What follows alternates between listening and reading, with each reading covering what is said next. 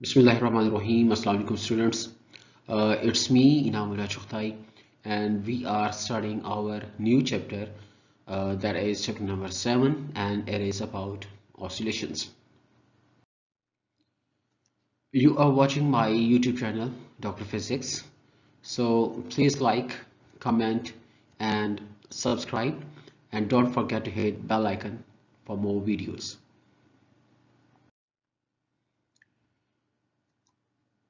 So first of all, we have to discuss the key points that we must discuss in this lecture.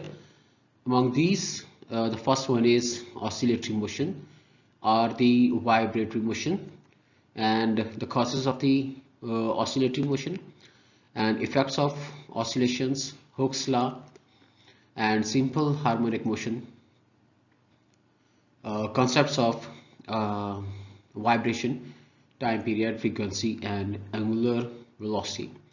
Students ये chapter number 7 है और इस lecture में हम कुछ basic की पॉइंट्स जो हैं वो डिस्कस कर रहे हैं जो कि हमें नेक्स्ट टॉपिक्स को समझने में मदद देंगे।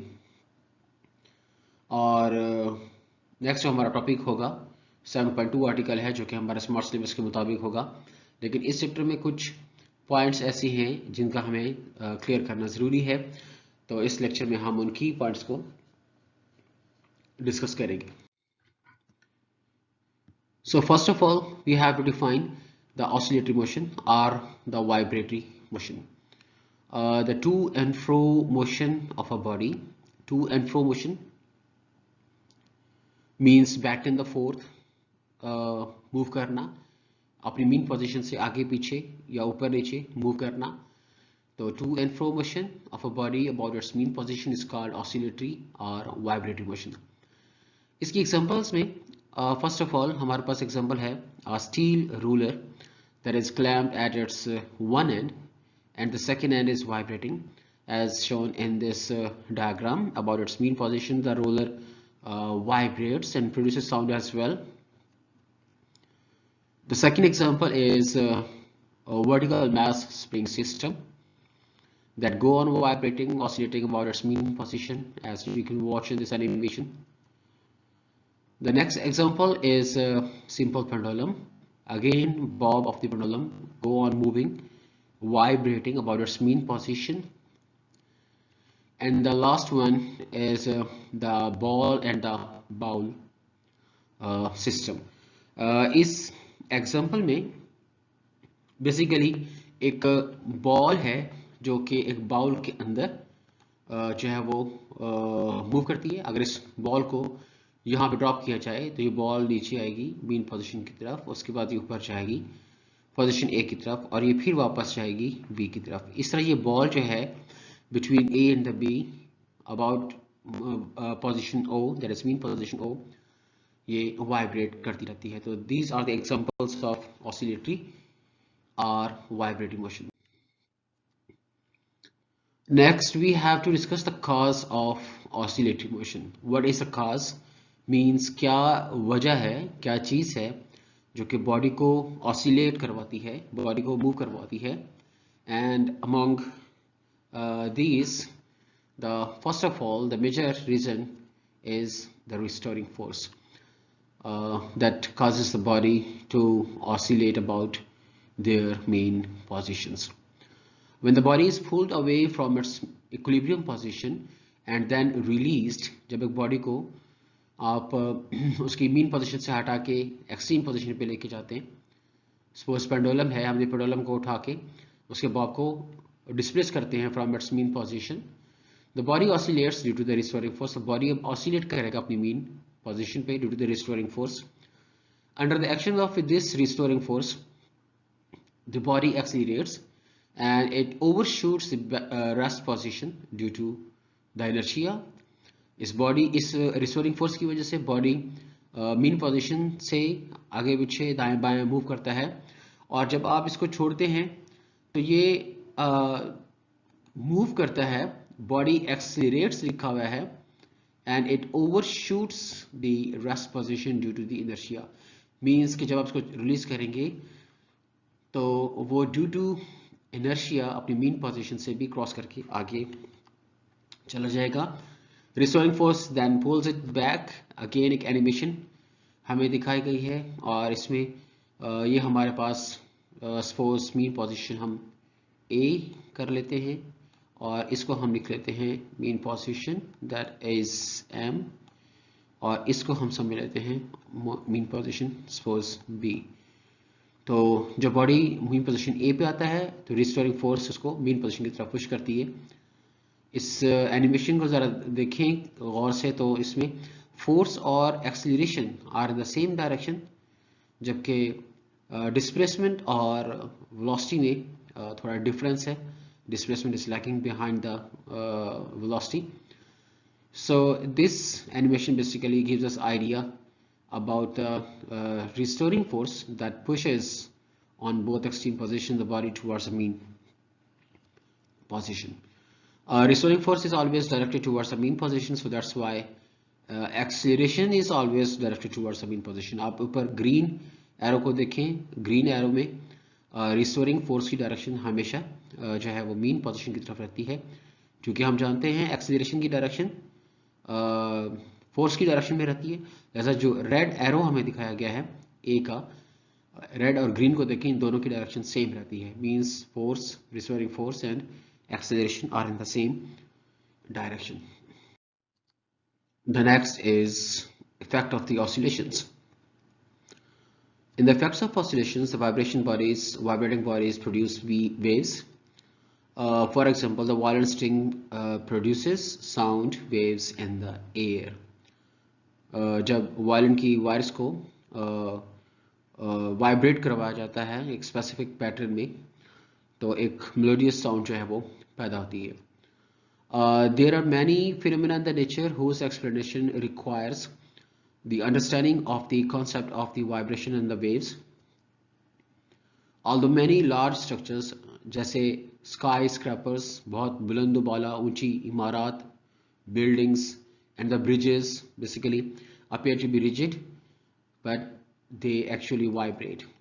So the architects and the engineers who have designed these buildings must take this fact into account, that even the huge buildings vibrate.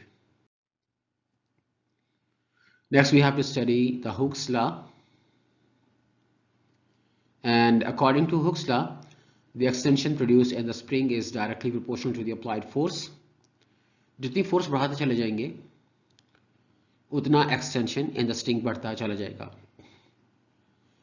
जैसे ये फर्स्ट कंडीशन आपको दिखाई गई है स्प्रिंग की, इसमें मैस नहीं लटकाया गया, और जब हम यहाँ पे मैस लटका देते हैं सपोज, तो this is the value of the extension जो कि इस मैस की कंडीशन में पैदा हुई है। जस्ट एक मैस जब हमने हैंग किया, it causes the extension in the spring, that is x.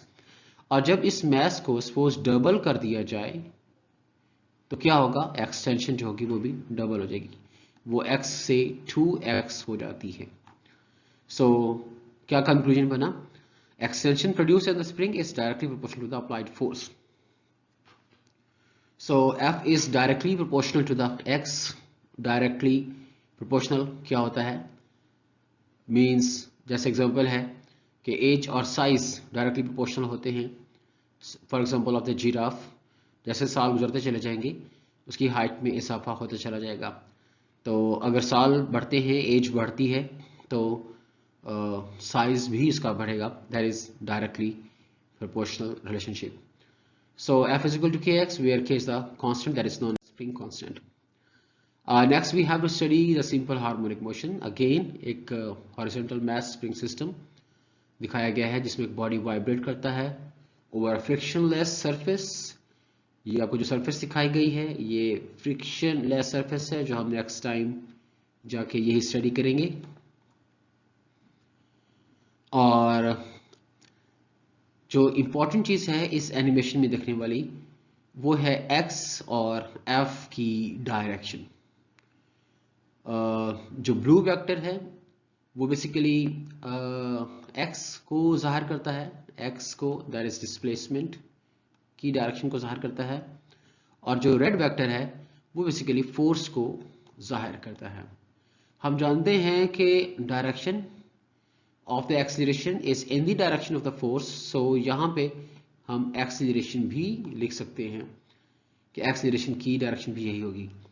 तो इस डायग्राम में हम देख सकते हैं कि x और f की डायरेक्शन अपोजिट है, या x और a की डायरेक्शन अपोजिट है। आप देख सकते हैं वाइब्रेटिंग बॉडी में अब यहाँ पे f हमेशा टुवर्ड्स द मीन पोजीशन रहता है, a भी टुवर्ड्स द मीन पोजीशन रहेगा, लेकिन x की डायरेक्शन जब ये राइट मूव करता है तो राइट पोजीशन पे होता है, और जब लेफ्ट मूव करता है तो ये लेफ्ट पोजीशन पे होता है।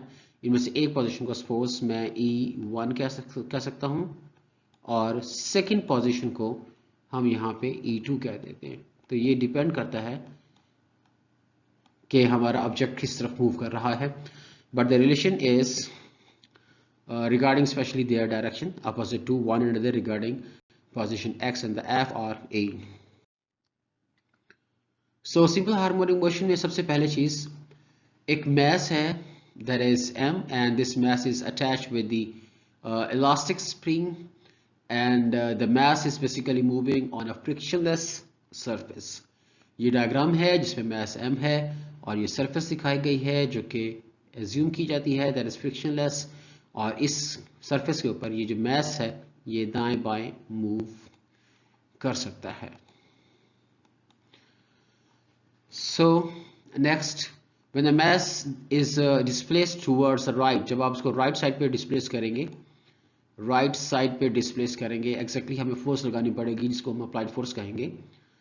तो according to Hooke's law, applied force is directly proportional to the x, means जितना आप इसको एक्सटेंशन देंगे उतना अप्लाइड फोर्स होगी। अब ये एनिमेशन एक डायग्राम हमें अप्लाइड फोर्स के बारे में दिखाती है कि अप्लाइड फोर्स जो है वो टुवर्ड्स द राइट अप्लाई हो रही है, लेकिन जब आप इस बॉडी को from its mean position x पे लेके आएंगे, ये x है, याद रखिएगा ये x है जो कि इसकी एक्सट्रीम पोजीशन है। अब चाहे तो आप इसको इसकी पहली एक्सट्रीम पोजीशन कह दें, E1 कह दें, कि हम बॉडी को यहाँ से मूव करते हैं और इसको x पोजीशन पे लेके आते हैं या E1 पे लेके आते हैं, लेकिन जो डिस्प्लेसमेंट होगा between the mean and the extreme वो हमारे पास x होगा, x डिस्टेंस ने कवर किया। तो x डिस्टेंस पे ये रिस्टोरिंग फोर्स है जो कि उसको वापस मीन पोजीशन की तरफ लेके जाना चाहेगी, लेकिन ये जो अप्लाइड फोर्स है ये उसके अपोजिट है, means they are equal but they are opposite. Due to the elasticity of the spring, हमें पता है कि जो स्प्रिंग है वो हमारा इलास्टिक in नेचर है, so an opposing force is produce in the spring. एक अपोजिंग फोर्स स्प्रिंग में पैदा हो जाती है, इस अपोजिंग फोर्स को हम रिस्टोरिंग फोर्स कहते हैं, एफआर से जाहिर करते हैं। रिस्टोर क्या होता है? रिस्टोर का मतलब होता है बहाल करना, मींस वो फोर्स जो बॉडी को उसकी पहली वाली हालत में ले जाती है, बहाल करती है, उसके चेंज को खत्म करती है, वो रिस्टोरिंग फोर्स कहलाती है। रिस्टोरिंग फोर्स अपोजिट होती है अप्लाइड फोर्स के, लिहाजा इसको हमने लिखा है F is equal to FR is equal to minus KX के। याद रखिएगा इससे पहले हम बात कर चुके थे अप्लाइड फोर्स की, जहां पे हमने माइनस का साइन नहीं लगाया था, हमने लिखा था F applied is equal to KX। The negative sign indicates FR is directed opposite to the X। ये हम बात कर चुके हैं लास्ट एनिमेशन में भी कि नेगेटिव साइन क्या इंडिकेट करता है। नेगेटिव साइन इंडिकेट करता है कि फोर्स की डायरेक्शन x के अपोजिट है। अगर x आउटवर्ड हो, ये x दिखाया गया है, अगर ये आउटवर्ड हो तो फोर्स की डायरेक्शन उसके अपोजिट होगी, मींस वो टुवर्ड्स द मेन पोजीशन होती है। ड्यू टू इनर्शिया, अब जब एक्सट्रीम पोजीशन से वापस आएगा body under the influence of the restoring force, तो वो अपनी मीन पोजीशन को क्रॉस करके, ये मीन पोजीशन को क्रॉस करता हुआ दिखाया गया है, ये मीन पोजीशन को क्रॉस करके विद द मैक्सिमम वेलोसिटी, ये मीन पोजीशन को क्रॉस करता हुआ मूव करेगा सेकंड एक्सट्रीम पोजीशन की तरफ, मतलब मीन पोजीशन पे रुकेगा नहीं। Under the influence of this inertia basically ये मूव करता है, go on moving towards the second extreme position. It reaches the second extreme position and covering the distance del x, and again due to the restoring force moves backward। जब extreme position पे पहुंचेगा तो फिर ये वापस backward towards the mean position move करेगा। इस diagram में ये अपनी सेकंड एक्सट्रीम पोजीशन पे दिखाया गया है, सेकेंड एक्सट्रीम पोजीशन, इसको हम E2 कह सकते हैं, और इस E2 में जो इसने डिस्टेंस कवर किया है वो -x है। -x क्यों लगाया कि अगर यहाँ पे डिस्टेंस x था, ये इसकी पोजीशन है सपोज E1, तो यहाँ पे अगर ये x डिस्टेंस कवर करता है तो ये इस तरफ जो होगा वो डिस्टेंस जो होगा वो नेगेटिव होगा। हमने एक तरफ डिस्टेंस पॉजिटिव ले लिया है और एक तरफ डिस्टेंस हमने नेगेटिव लिखा है। सो दैट्स वाई इस कंडीशन में जब ये मीन को क्रॉस करके आगे जाएगा, जब ये मीन पोजीशन को क्रॉस करके आगे मूव करता है, तो ये डिस्टेंस जो है वो -x कवर करता है। और रिस्टोरिंग फोर्स काम करेगी जो से वापस पुश करेगी towards the mean position. Again देखिए अब ये मीन पोजीशन पे आ गया, इस रिस्टोरिंग फोर्स की वजह से इसे पुश करती है तो ये वापस अपनी मीन पोजीशन पे आ जाता है। अगेन मीन पोजीशन पे रुकेगा नहीं, बल्कि ड्यू टू इनर्शिया इसको क्रॉस करके वापस जाएगा अपनी एक्सट्रीम पोजीशन की तरफ, और इस तरह वो वाइब्रेट करता रहेगा for some time about its two extreme position, और फिर इवेंचुअली ये जाके रुकेगा। यहाँ पे फिर हमें FR दिखाया गया है, FR की डायरेक्शन अगेन हमारे पास टुवर्ड्स द मीन पोजीशन होगी।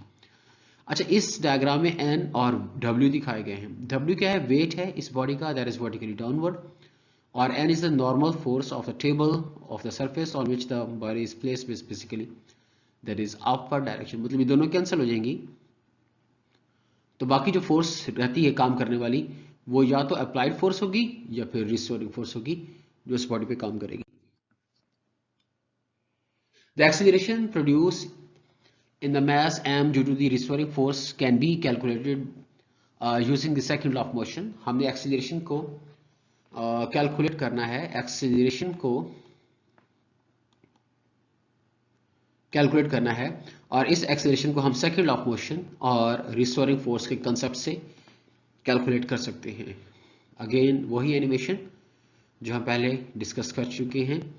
अब FR जो रिस्टोरिंग फोर्स है हमने पहले भी डिस्कस किया, that is equal to -kx due to being opposite to the x, it is given the negative sign. हम जानते हैं F is equal to ma, इन दो इक्वेशंस को कंपेयर करेंगे, ma is equal to -kx, then a is equal to m को उठा के जब हम इस तरफ लेके आएंगे, m को उठा के जब हम इस तरफ लेके आएंगे तो वो k के नीचे आ जाएगा, ये बन जाएगा k ओवर m। अब k over m, k already constant था, स्प्रिंग कांस्टेंट है, mass of the body also remains constant, तो k ओवर m क्या बनता है? कांस्टेंट आ जाता है। This is equal to the constant, ये कांस्टेंट k ओवर m पूरा कांस्टेंट हो जाएगा। सो हम कह सकते हैं कि a is equal to the minus constant into x। अब कांस्टेंट को हटाते हैं तो क्या आएगा? कांस्टेंट को हटाते हैं तो साइन ऑफ प्रोपोर्शनैलिटी आता है। So a is directly proportional to -x। अब ये है हमारे पास बेसिक डेफिनेशन जो कि हमें याद रखनी है, और जिसकी बेस पे हम सिंपल हार्मोनिक मोशन को डिफाइन कर सकते हैं। Such a to and fro motion of the body about its mean position in which acceleration, याद रखिएगा दो पैरामीटर्स, दो चीजें हुई हम डिस्कस करेंगे। नंबर एक चीज है acceleration at any instant is directly proportional to the displacement.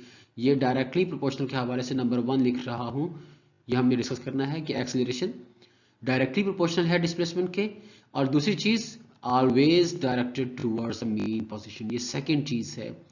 और ये दोनों एट्रीब्यूट्स, ये दोनों कैरेक्टरिस्टिक्स सिंपल हार्मोनिक मोशन के हमें इस इक्वेशन में दिखाए गए हैं।